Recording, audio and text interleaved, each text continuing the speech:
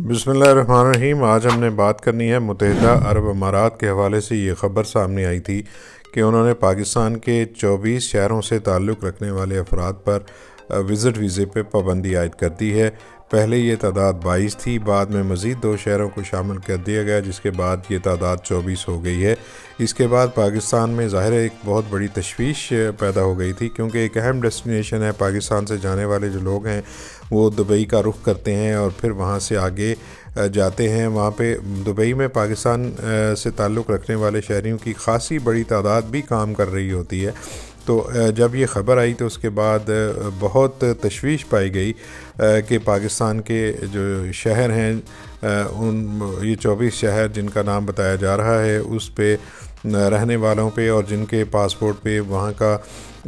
लिखा हुआ है कि उनकी जाए पैदाइश वो है, तो उनको अब वीज़ा दुबई का जारी नहीं किया जाएगा। तो ये एक इंतहाई तशवीशनाक ख़बर थी, जिससे पाकिस्तान के जो लोग हैं उनमें एक बेचैनी ज़रूर पैदा की गई। लेकिन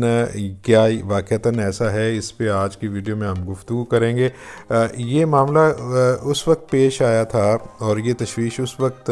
पैदा हुई थी जब पाकिस्तान ओवरसीज़ एम्प्लॉयमेंट प्रमोटर्स के तर्जुमान अदनान पराचा हैं, उन्होंने एक बयान जारी किया था जिसमें ये बताया गया था कि पाकिस्तान के 22 शहरों पर पहले ही पाबंदी थी विज़िट वीज़े पे और अब 2 मज़ीद शहरों को इसमें शामिल कर दिया गया है।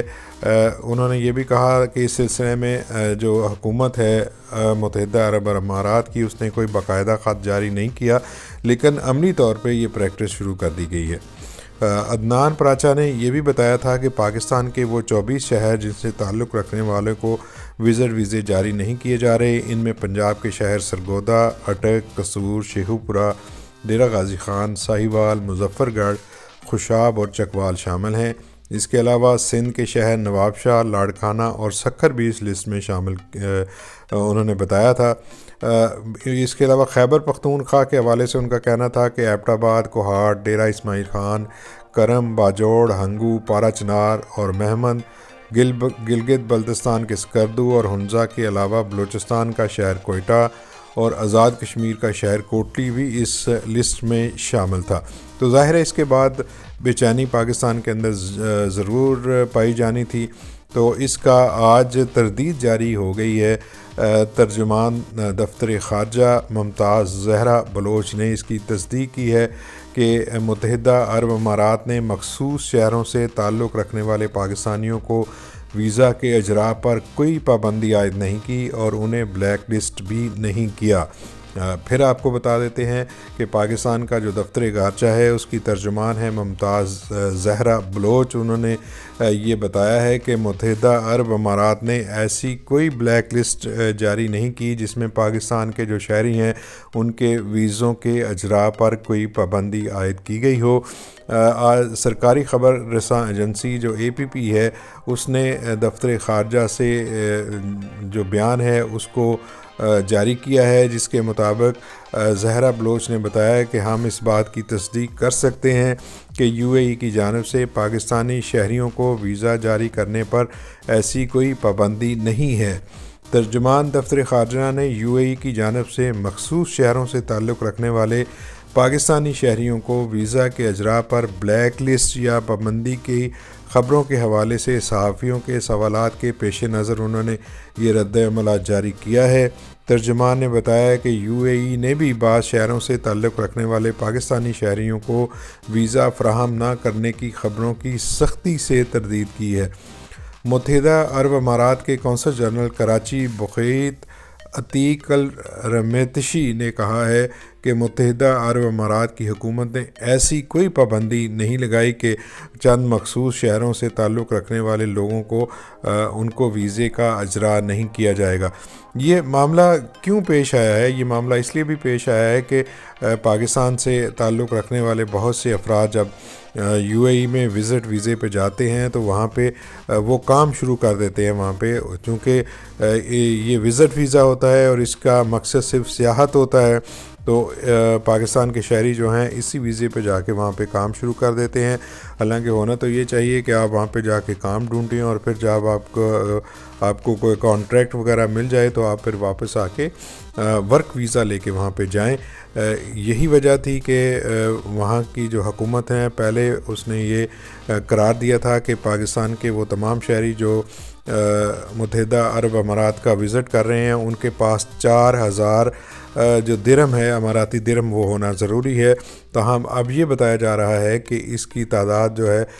انہوں نے متحدہ عرب امارات نے کہا ہے کہ اگر آپ وزٹ کرنا چاہتے ہیں تو آپ کے پاس 5000 جو درہم ہے اماراتی درہم ہے ان کے برابر رقم ہونی چاہیے۔